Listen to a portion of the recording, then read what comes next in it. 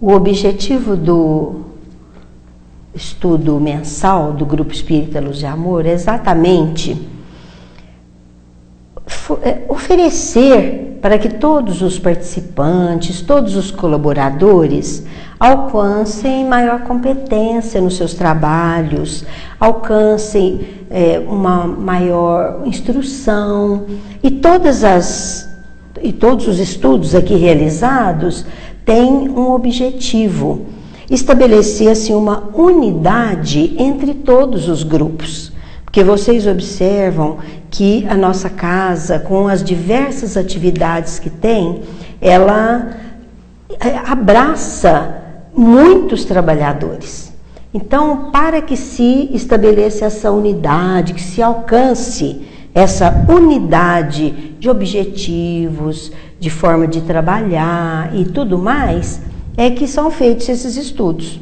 E, sobretudo, para que a gente se sinta, cada trabalhador se sinta mais competente, mais seguro e também cada vez mais capacitado para aquela tarefa nas reuniões mediúnicas.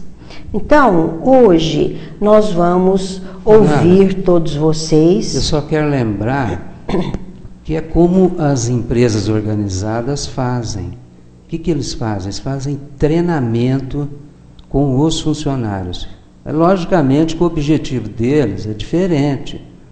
O objetivo deles é atender o cliente e tal, para alcançar maior lucratividade. Atender o cliente da melhor maneira possível para alcançar maior lucratividade. É lógico que o nosso aqui é atender as necessidades de um ser que está em tratamento, está em sofrimento, né?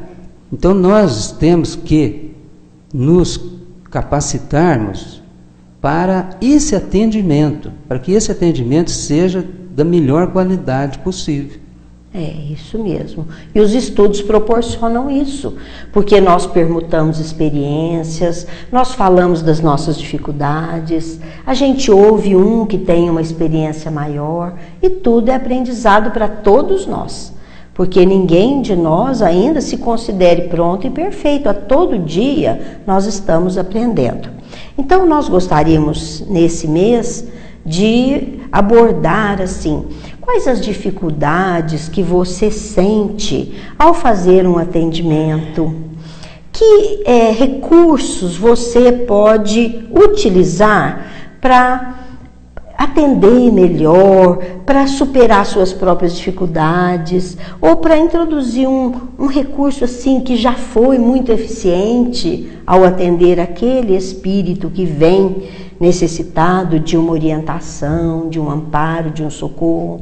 E mais, também os médiuns, que dificuldades eles encontram ao estar sendo atendido ou até recebendo um tipo de espírito, né? Então fica aberto para falar. Nós vamos pedir para a pessoa falar no microfone, sempre na frente, assim, para a gente ter um melhor aproveitamento. Fica à vontade.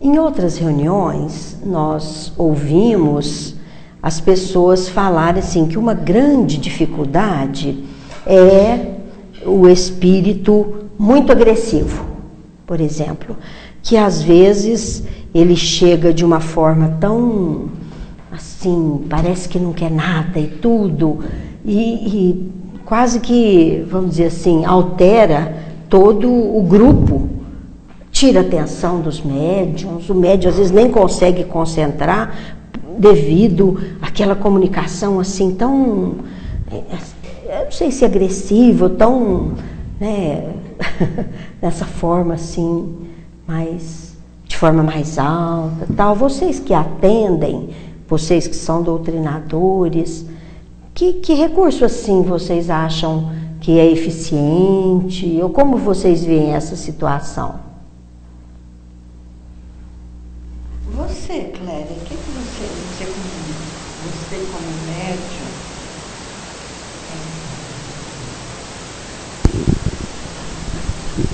Você como médium e como psicóloga, porque a sua experiência de psicóloga também é muito importante.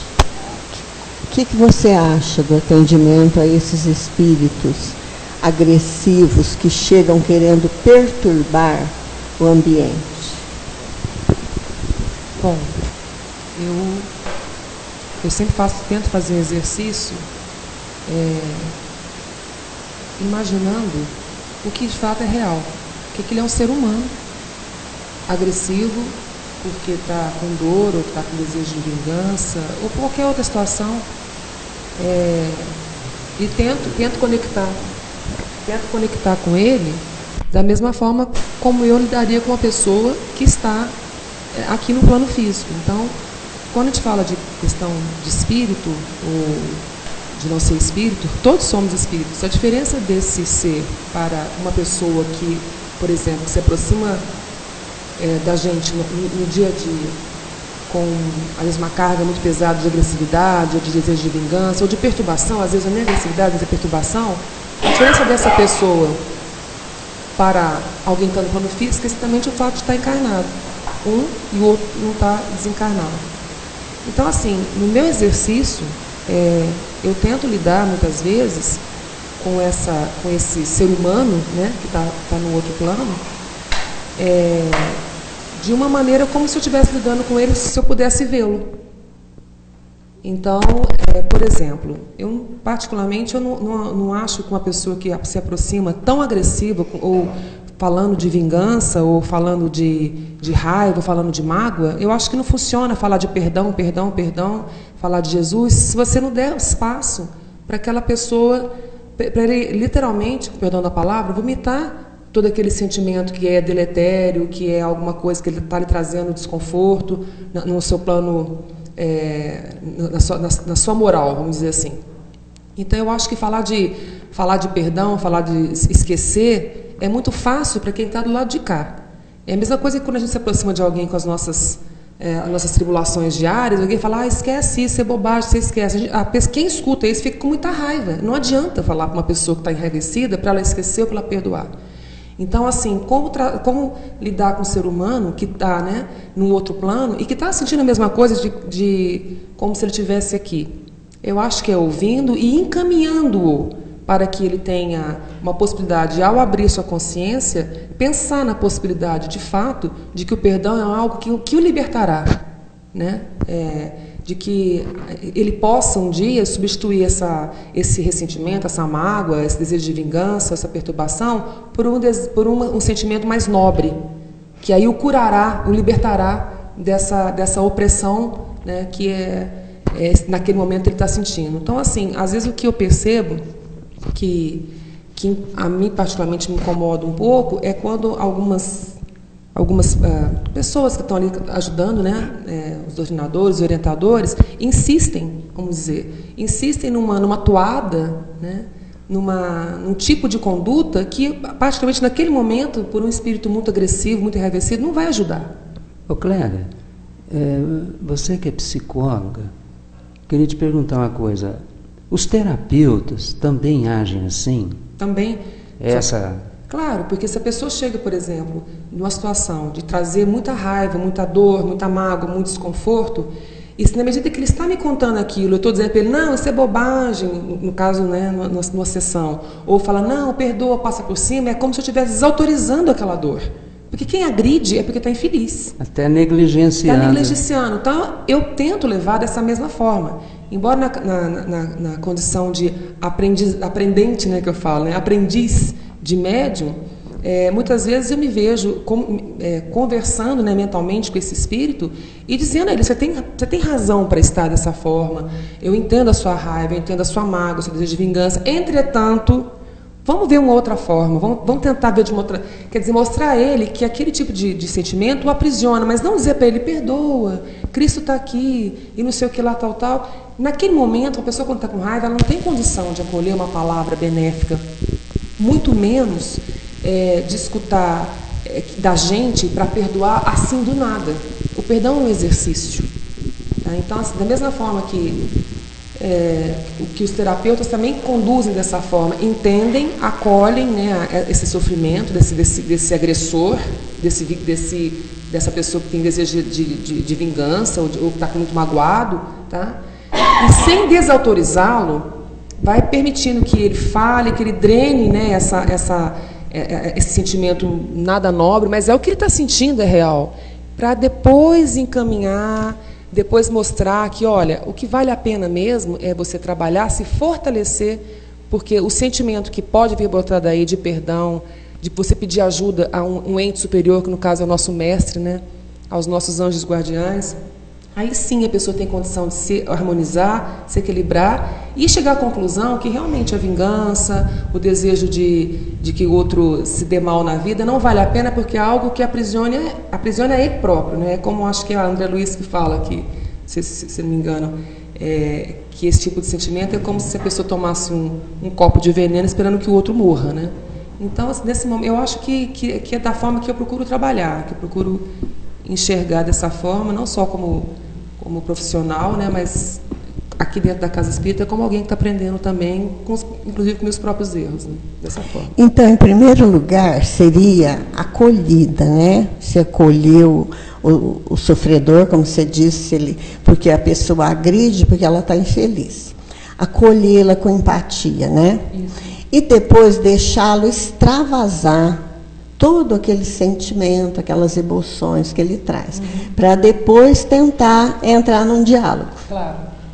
O ouvir é um recurso, assim, eficientíssimo, porque a pessoa, quando ouve, ela permite que o outro extravase, desabafe, né? Nós fomos numa palestra sábado e o professor Celso Antunes, ele falou assim: temos que aprender a escutar. Ouvir é o que nós ouvimos. A gente ouve e às vezes não retém. Então a gente tem que ir mais do ouvir. É lógico que é o ouvir mesmo. Além de ouvir, escutar. O escutar vai envolver assim, uma reflexão sobre aquilo que a pessoa está falando. Quando você falou assim, naquele momento eu não posso ficar falando para ele, perdoa, por exemplo. Aquilo para ele não tem uma razão de ser. Então nós vamos envolvê-lo de forma, com depois um diálogo e tudo, que a gente vai utilizar e utiliza. Se fosse uma pessoa amiga que chegasse para a gente, fazendo encontrar uma justificativa que ele queira perdoar. Porque aquela justificativa vai ser superior, vai ser mais convincente do que o motivo da dor que ele está sentindo, né? Então, esse acolhimento, não é, Olina? É um acolhimento de muito amor, de empatia, como você falou, e, sobretudo, de ouvir e escutar. Vamos até acrescentar, né?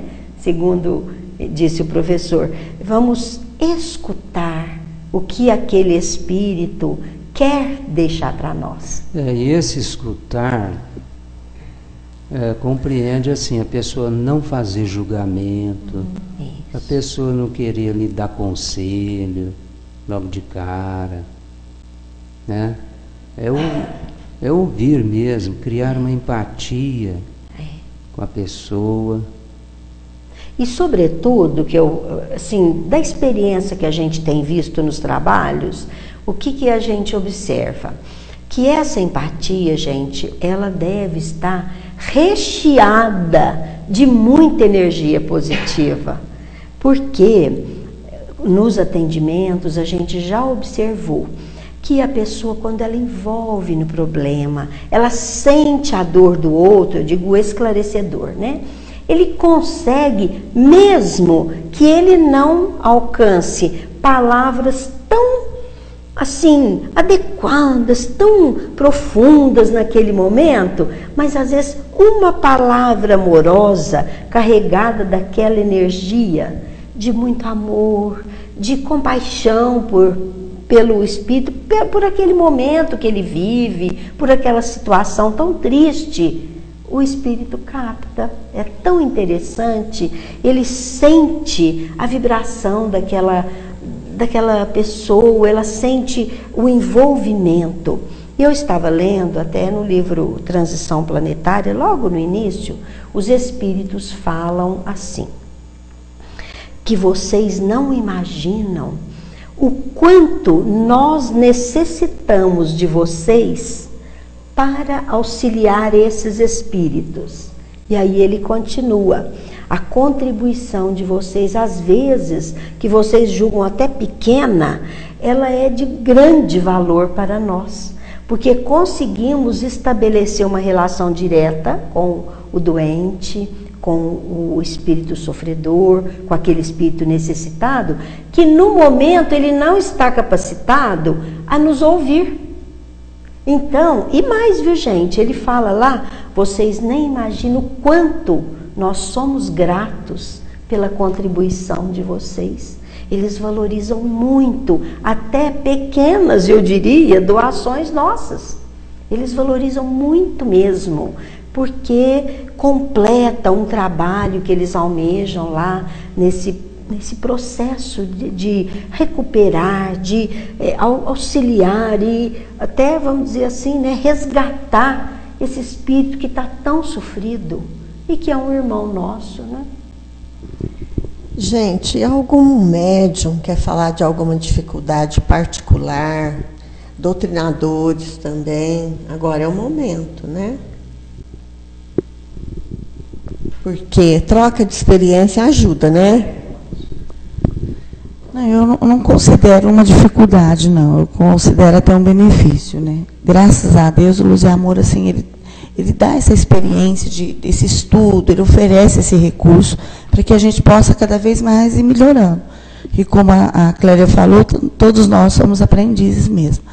E uma coisa importante que o doutrinador faz, e isso a gente, quanto médium, você percebe que mantém oração. Quantas vezes assim eu sinto que o médium, às vezes mesmo sem falar nada, ele está ali, ele está em concentração, está orando por aquele irmão que está em desespero naquele momento, que está sofrido naquela situação. Eu acho isso fundamental, porque a oração já vai acalentando, o ambiente vibratório já vai auxiliando, e isso a gente aprende, né? É a prática que vai fazendo, porque às vezes, como a Clélia colocou, o espírito quer extravasar, você falou de extravasar, colocar o sentimento e tal. E às vezes o próprio doutrinador, se mantendo em oração naquele momento, o espírito vai acalmando, vai captando aquela energia, né, com o auxílio da espiritualidade, e vai favorecendo um diálogo mais, né, proveitoso. Eu, como médium, percebo isso. Eu sinto essa vibração positiva. Eu acho isso fundamental. Quer falar, Carla? Maria Antônia? Não? É o seguinte, depois de tudo isso, o acolhimento perfeito, amoroso, né? Pode um espírito não aceitar, estar irredutível naquela hora, não nos ouvir e ter que fazer outra reunião, na próxima reunião ele ser permitido de novo, ele ser trazido para nos ouvir de novo, né? Pode acontecer isso? Pode acontecer, sim. Realmente, nem tudo se resolve nas primeiras situações, até na casa da gente, até com os filhos, até com os amigos, né? Às vezes a pessoa chega e está tão desesperada e você conversa, tá? Não quero, não vou, não faço, vai embora, fala assim, ai gente, foi improdutiva toda a minha tarefa, todo o trabalho, mas não foi. Porque todas as palavras que você utilizou vão ficar. Ele vai ter tempo para refletir. E a gente aprende na vida, o tempo, gente, ele é um recurso assim riquíssimo para a nossa vida. Às vezes, na hora, a gente...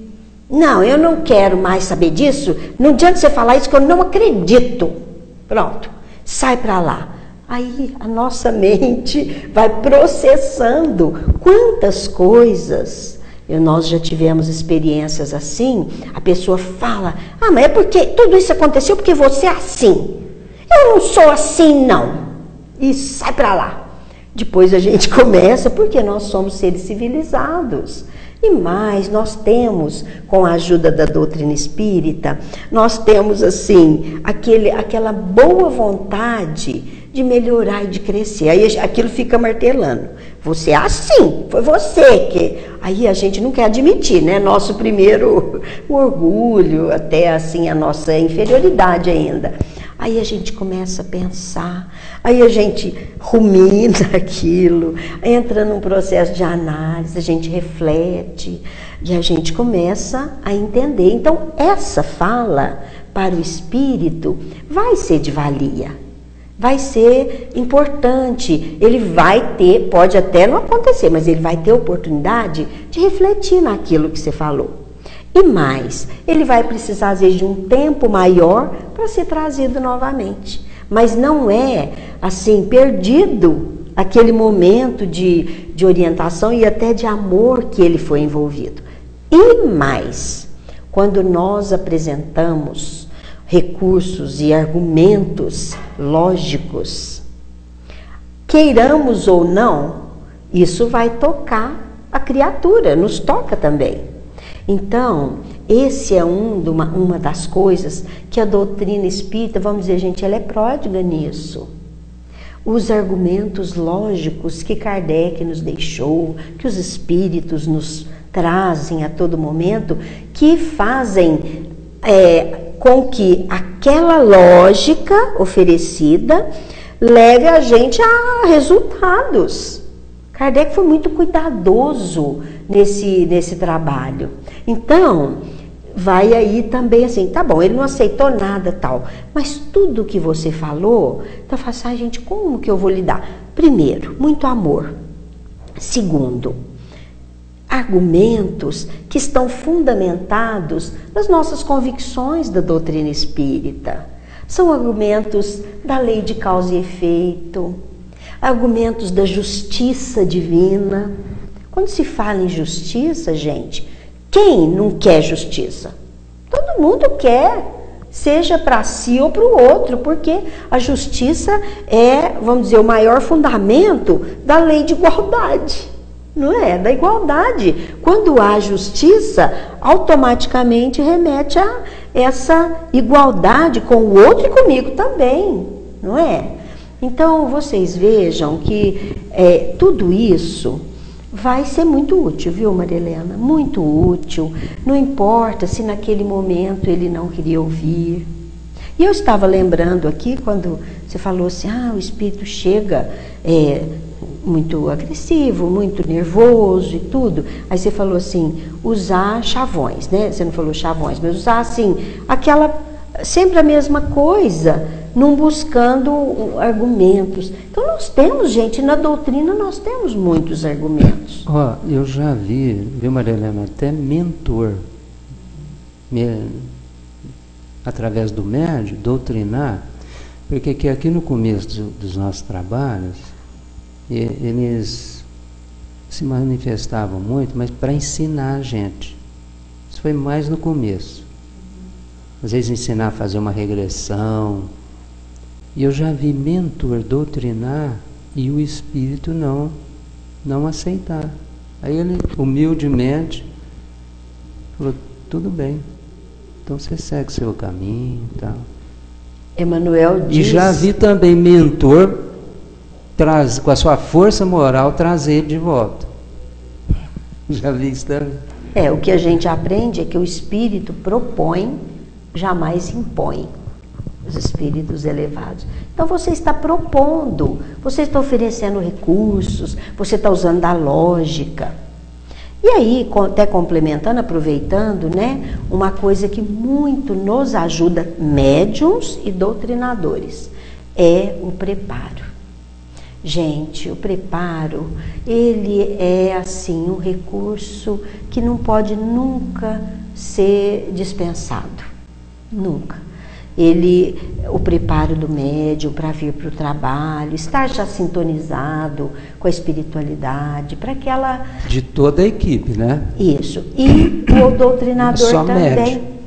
Estou Todo dizendo, mundo, né? do doutrinador, o esclarecedor, do médium. Então, isso aí vai estabelecer harmonia na equipe.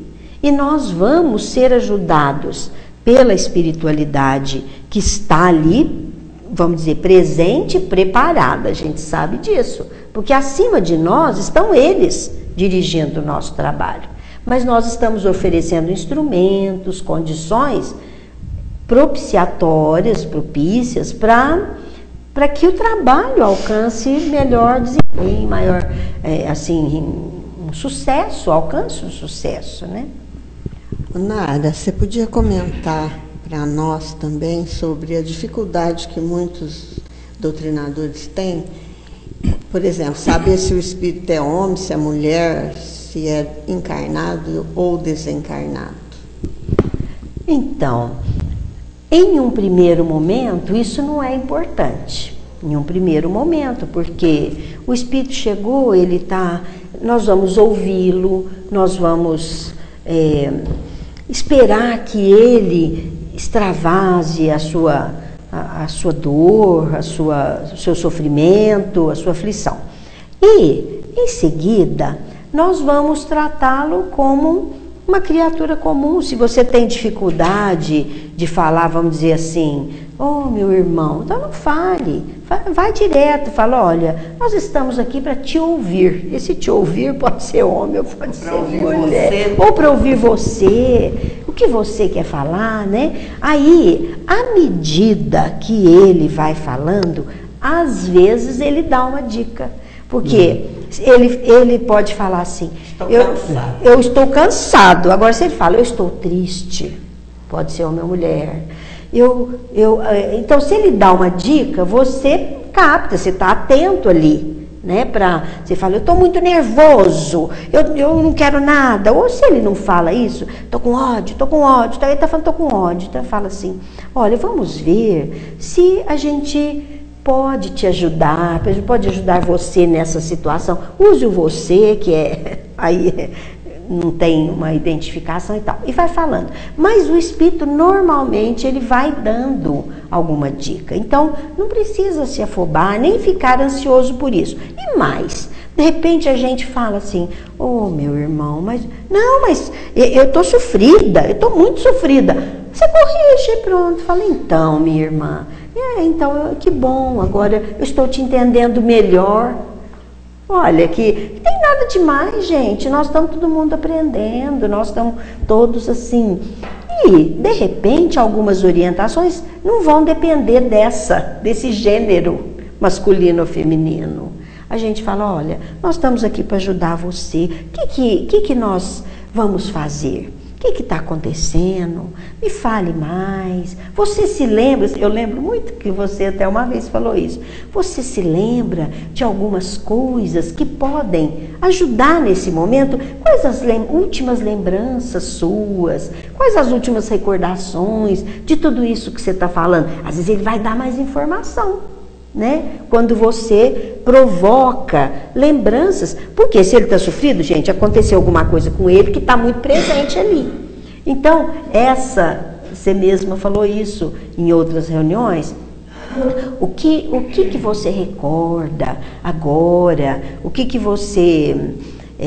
que lembrança está te trazendo nesse momento? Ele vai dar informações. Ah, fulano fez isso. Uma outra forma que eu já vi os esclarecedores falar é assim, por exemplo, assim, você conhece a fulana, a pessoa que está sendo tratada, atendida, então, essa fulana te lembra alguma coisa, ou esse fulano, né? Que relação você tem com essa pessoa? Qual que é a sua ligação com essa pessoa? Às vezes fala, nenhuma, nem conheço. Às vezes é um caso que indiretamente tem relação com aquilo, mas ela nem está identificando quem é a pessoa. Ou às vezes o médium tem dificuldade de identificar. Nós já vimos médiuns falar isso. Fala assim, olha, eu percebo às vezes que é um espírito assim, mas não me pergunta nome, não me pergunta coisas que eu fico assim, porque muitos são conscientes, e fica assim ansioso, porque a pessoa, você é fulana?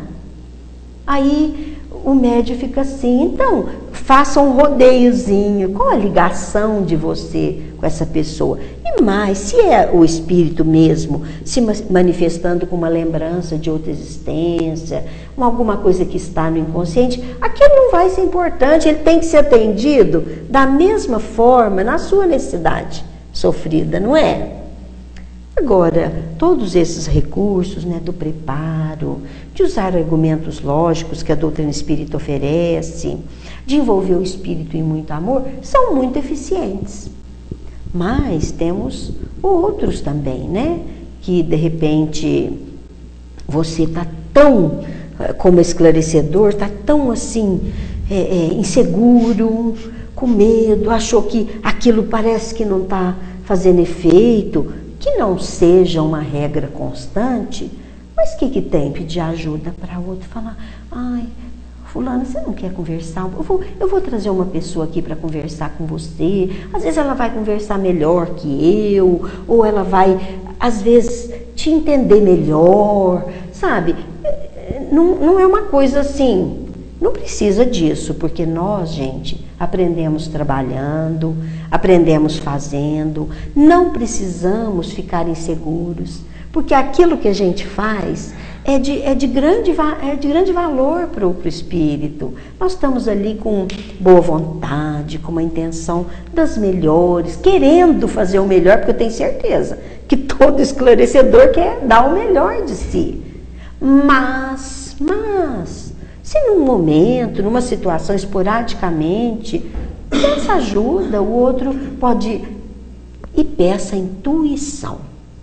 Porque há sempre um mentor ali, intuindo. Lembra que a gente falou em outras reuniões? Todos somos médiuns. E como médiuns, nós captamos, gente. Os espíritos vão nos intuir, os espíritos vão, às vezes, nos dar uma ideia de alguma coisa para falar. Então, esteja aberto a receber esta intuição, né? Aberto a esta intuição, a receber essa ajuda. E também pensamos assim, não existe nenhum inconveniente, né? Eu estou atendendo, aí eu falo, Maria Helena, converse um pouquinho com ele, olha, eu vou trazer uma amiga aqui, ela vai conversar com você, quem sabe, ela vai te falar mais do que eu conseguir falar, ela vai te entender melhor. Passar para outro doutrinador? Eu penso que num momento de desespero, que isso não seja uma regra contínua, assim, permanente e tal, mas esporadicamente, não sei, você acha que não deve? O que você acha? Eu acho que isso aí deve ser o último dos últimos recursos. Você usou de recurso. Porque até eu estava pensando aqui, é quase igual você querer trocar de médium, o espírito comunicando. É lógico que... Então, é o que eu falei. Na mediunidade ostensiva é diferente, um pouquinho. Porque então, mas eu assim, o espírito não mentor precisa vai ter disso. que estabelecer uma outra sintonia, né? Então, é o que eu estou falando. Não precisa disso. Não precisa. Porque ele vai estar sintonizado. Confie no mentor. E confie que o que você está fazendo é eficiente naquele momento. Né? Não precisa você ter resultados e vamos supor, mesmo que ele se julgue assim, que não atendeu bem, mas ele vai aprender com aquilo ali. No final, ele pode conversar com o médium. Eu sempre acho isso, que o médium, um orientador do doutrinador. Eu falei, então, naquele momento, você poderia ter dito isso. Tal coisa. Quando você disse tal coisa, o espírito não gostou, não fez bem para ele. Eu confio muito nisso. Esse diálogo do doutrinador com o médium. Numa boa ali. Fulano, hoje eu parece que eu não fui bem, hein? O que você achou? Às vezes ele vai falar assim, não, mas foi sim, foi bem. Ou então, então faltou, você foi para um lado aí que não deu certo. E vai orientar o doutrinador. E até a intuição do grupo direcionada para aquele caso. Quando é um caso muito difícil, as pessoas que às vezes vê aquele espírito assim, orarem, todo mundo envolver, né? Que é que a gente faz mesmo. Então, tudo isso é muito eficiente, né? Então, a gente confiar. Nós doutrinadores, principalmente, precisamos trabalhar muito a ansiedade, né? Porque, como o Tony falou, nós estamos sendo intuídos, né? Confiar na espiritualidade. A gente é pequeno, é imperfeito, mas a espiritualidade está presente e trabalhar essa ansiedade. Né? Eu estou dando o melhor de mim, e depois essa conversa com o médium também. E ter essa liberdade do médium realmente falar. Falar, ó, não, eu acho que nesse caso, se você tivesse falado isso, teria ajudado. Né? Porque nós precisamos trabalhar nossos melindres. E assim o doutrinador vai aprendendo. Exato. As nuances da coisa. É isso, a gente precisa dialogar, né? Doutrinador e médium, ter essa liberdade de poder falar. Alguém mais? Alguma pergunta? Eu queria só fazer um comentário em relação a essas dificuldades que todos enfrentamos, né? Não importa se é esclarecedor, se é o sustentador, que a gente quase nunca fala dele. Às vezes uma pessoa que dentro de uma reunião mediúnica que ela não tem um papel tão visível, né, como doutrinador ou como médium, mas ela fica na sustentação, e se ela flana por aí, faz muita falta aquilo. Eu percebo que muitas vezes a comunicação não se estabelece como deveria, porque numa comunicação fica sujeita a chuvas e trovoadas, né? Então aquelas pessoas têm um papel preponderante de conseguir fazer formar um elo ali, né, para que essa comunicação se estabeleça. E realmente faz muita diferença. Todo mundo tem um papel a cumprir, né? E mesmo aquela pessoa que naquele dia está quietinha ou não se manifestou por uma questão intrínseca, ela que faça o esforço para poder estar aqui, né, presente, né? E assim, uma coisa que eu acho que é muito importante nessa troca, nesse diálogo, né, posterior, anterior, o preparo, né? Depois do preparo, o comentário, no sentido assim, qual foi a dificuldade que o grupo, aquela pessoa, aquela dupla encontrou naquele dia, porque assim a gente aprende. Não é só o preparo da oração, chegar em silêncio, se acomodar para fazer essa ligação com os mentores e com os espíritos que se comunicarão naquele dia, mas também, quando a gente encerra, né, trocar, o que a gente sempre faz aqui no Luz e Amor, trocar esse tipo de experiência, o que cada um achou, o que cada um sentiu e qual a dificuldade que teve, porque eu acho que esse é o momento da gente estar construindo alguma coisa e aprendendo. E acho também que, como nós já falamos em outras oportunidades, em cada comunicação e cada medianeiro, né, vamos dizer assim, cada médium tem uma característica que é própria, assim como cada doutrinador, né? Não existe um modelo, uma regra, mas eu acho que os esclarecedores alguns deles tinham que ficar um pouco atentos, por exemplo, até por essas diferenças que existem entre todos nós, porque muitas vezes falta um pouco de percepção para saber se aquele médium já tem um espírito ali no campo dele. E muitas vezes aquele espírito não tem condição dele começar uma comunicação. Às vezes ele está tão atordoado, ou ele está tão ferido, ou ele às vezes foi trazido, às vezes até por um choque anímico. E se o doutrinador não estiver bem atento às mudanças físicas de expressão do médium, às vezes vamos dizer assim, passa batida aquela situação, né? Para saber conduzir isso e também saber quando muitas vezes aquele médium está ali numa situação ali de aparentemente letargia, porque às vezes ele está fazendo essa comunicação internamente e às vezes algumas pessoas insistem muito, né, para que a pessoa comece a falar, e às vezes não tem espírito ali no campo, ou às vezes ele já está fazendo um trabalho, se dando oportunidade daquele espírito comunicar, porque às vezes ele não tem condição de comunicar. Então, como é que é isso? Tem uma fórmula? Não tem. Né? Se percebe que aquela pessoa está inquieta, não precisa pedir para dar um passe, levante-se e faça. Né? Porque às vezes é automático, aconteceu muitas vezes, eu já vi isso, né, e já senti isso também na condição de aprendiz também. Muitas vezes o doutrinador chega e coloca a mão sobre a nossa cabeça e faz uma oração, dá um passo, a comunicação quase que na sequência. Parece que essa é alguma coisa que realmente estava faltando ali para que aquela comunicação ocorresse. Então, são essas dificuldades que eu acho que encontra o médium, encontra o doutrinador, encontra o sustentador, encontra também o espírito que vai se comunicar. Né? Então, eu acho que a gente está um pouco mais atento a esse tipo de situação para que a reunião realmente seja mais proveitosa. E óbvio, né, como a Nara falou, que sempre, de alguma forma, todo mundo está sendo ajudado, todo mundo está sendo ouvido, amparado, né? Nós não temos dúvida em relação a isso, né? Mas eu acho também que na condição de encarnados, a gente tem que estar muito atento para não usar muitas vezes essa situação, todos estão sendo amparados, estão sendo acolhidos, usar isso como desculpa. Eu acho assim, muito, eu não sei, eu acho que é um defeito meu de fabricação. Eu acho que muitas vezes a gente fala assim, a espiritualidade toma conta, está sendo amparada. Eu não tenho dúvida que a espiritualidade faz o que tem que ser feito, entendeu? Mas assim, será que aqui realmente só esse pensamento me basta? Será que é só confiar nisso, não fazer aquilo que eu poderia fazer de melhor e ir um pouquinho mais além? Porque senão eu acho que a gente pode cair no risco de ficar num conformismo.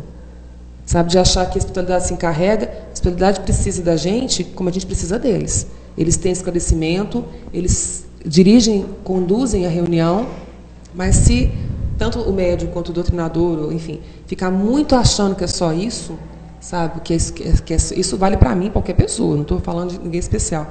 Se a gente achar que é só isso, que eu fiz o melhor e não fazer realmente não tentar essa conexão, eu acho que fica, às vezes, um trabalho que poderia ter sido melhor, mas se perdeu em função, às vezes, do conformismo da gente, ou dessa sensação de achar que vai se resolver comigo ou sem a minha presença. Então, eu tenho um pouco de pudor em relação a isso.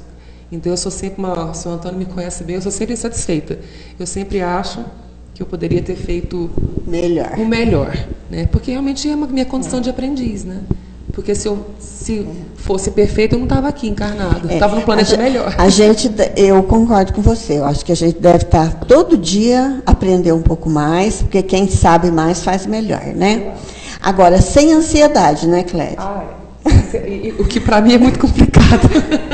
Eu tenho que encarnar muitas vezes para ser uma pessoa mais zen, porque realmente a ansiedade às vezes atrapalha muito, né? Mas também é bom falar dessa ansiedade, mostrar nossa limitação, né?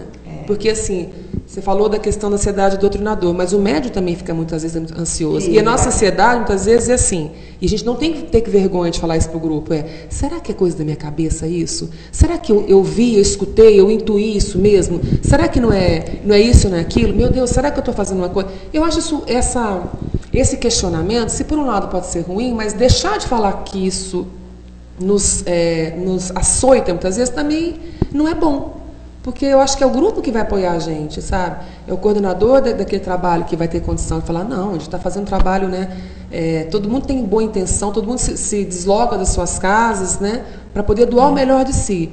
Mas também negar que isso é uma realidade é igual aquele livrinho antigamente da Poliana, né?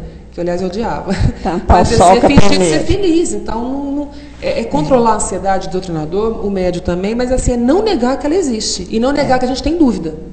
Temos, não negar assumir, né? Assumir que tem e procurar trabalhá-la, porque comigo a ansiedade já me atrapalhou muito. A mim também. E assim, a gente fala assim, mas não pode duvidar porque isso às vezes corta a ligação. Sem dúvida nenhuma, mas na medida que a gente estudar mais, na medida que a gente aperfeiçoar como seres humanos, essas dúvidas vão diminuindo. Elas vão diminuindo. Mas também negar, falar que ela não existe, que não faz parte do meu repertório, eu acho que não é, particularmente, eu acho que não é uma coisa muito saudável, porque eu estou negando as costas a um sentimento que é legítimo, é como eu fingir que ele não existe, isso não vai me tornar melhor. Exato. Quer falar, Nara? Então, o que também os orientadores falam, os esclarecedores, assim, para a gente cada vez se capacitar mais, um recurso é observar os atendimentos. Então, é lógico que na hora da reunião eu estou ali em oração, eu estou atento àquela pessoa que eu vou atender, né? Quando eu posso perguntar, tá tudo bem? Ou você quer falar, né? Se ele não manifestou, não tem que ficar insistindo, espera, ter calma, né? Não ter essa ansiedade. Mas observar também outros atendimentos, porque observando a gente aprende, a gente ouve como ela atendeu, o que o Espírito falou, que argumentos a pessoa usou, olha como é bom. Então, o grupo promove isso, né, gente? É por isso que todos os nossos trabalhos na vida, quando a gente faz em grupo, a gente cresce mais, porque a gente ouve opiniões diferentes, a gente ouve críticas, mas tal coisa não dá certo, a gente ouve argumentos, e tudo isso são recursos, informações que estão enriquecendo o nosso aprendizado, estão enriquecendo as nossas experiências, né? Então, eu acredito muito nisso, essa observância de um outro atendente, de uma pessoa mais experiente. E se teve dificuldade, eu atendi, achei que não foi bom, tal, terminou a reunião, tanto perguntar para o médium, como perguntar para outro doutrinador. Perguntar, olha, naquela hora eu senti assim tão inseguro, tal, o que você falaria, o que eu poderia ter falado mais? Gente, acho que tudo isso vai solucionando essas nossas dificuldades. Por isso que a avaliação final é importante, que vai dar abertura para tudo isso, né? Aí é a hora, desde que não seja sem querer mexer com o caso de novo, né? Acabou as orientações, passa para as avaliações, mas sem reviver o problema. Sem querer julgar ali o caso do paciente, escarafunchar. Porque os espíritos lá no livro Desobsessão fala que às vezes essa retomada, voltando à situação, eles já fizeram todo um processo para o esquecimento daquilo, para a recuperação. Aí você volta na história e revive, ele retoma e às vezes perdem trabalhos realizados assim. Mas eu acho que nesse momento é mais da avaliação do desempenho, né? Do desempenho, do médico, das facilidades também, né? Vamos falar esse lado bom. Mas do desempenho. Sim, do desempenho do médium, do doutrinador, da situação. E outra coisa também, a orientação deve ser dada com base assim, naquilo que foi visto e falando o que é bom para aquilo. Então, quando a pessoa fala assim, olha, como ele estava numa situação assim, de muito ódio e tal, a gente recomenda, o Espírito recomendou perdão, etc. Mas não vai falar, sabe por quê? Porque ele fez isso, e ele traz isso, e você está revivendo o problema E por isso também a gente evita de colocar pacientes onde tem parente, entendeu? Porque podem... Onde tem parente. Por exemplo, vai fazer para minha filha o atendimento, não seria bom numa reunião que eu estou, porque depois eu posso até comentar com ela lá, tem um espírito... Não, porque constrange o grupo e às vezes a pessoa não vai saber lidar bem, também, né? Com aquilo. Não vai saber lidar. Isso também, o médium e os participantes em geral vão ter que ter essa postura, né, Tonho? Pode ouvir qualquer coisa, saber de qualquer coisa, isso morreu ali. Saiu dali, não vai falar mais. Ela quer falar. Só quero perguntar o seguinte, já ocorreu... Segura bem de frente. Sim. Isso. Que já ocorreu, a Cléia já falou, eu já falei, quando a gente percebe um espírito de luz que vem trazer alguma coisa para ajudar esse paciente. Então, se a gente pode continuar a falar sobre isso. Então, a Cléia já esclareceu nas comunicações sua, eu já falei também, não lembro nada. Por exemplo, eu vi uma luz muito, muito bonita, teve um tratamento assim, assim, assim. A gente já falou. Então, eu quero saber se a gente pode continuar a fazer esse esclarecimento. Depois do trabalho. Eu vejo que sim, porque às vezes a pessoa que te atendeu viu, você falou, viu aquele aquela situação, ela vai saber. Mas às vezes os outros não ouviram, não sabem nada. Não sabe, que a gente não presta Se houver atenção, né? oportunidade, A gente então, Não seria bom assim se estender demais, né? Ah, que aí, né? mas contar, olha, eu vi tal coisa. Porque tá, aquilo tá. parece que a gente A gente quer compartilhar. Nós sentimos, eu sou assim, quando isso acontece, eu sinto aquela vontade de falar para poder ajudar o paciente, entendeu? Aquela luz, né? Aquele acontecimento, então às vezes a gente fica assim, intimidada, se fala ou se não fala. Né? Então, nós acreditamos que... Já ocorreu com a Cléia, eu lembro. Então a gente pode e deve falar assim, olha gente, naquele momento eu percebi tal coisa, ajudou. Agora, o que nós observamos, então fica também uma observação.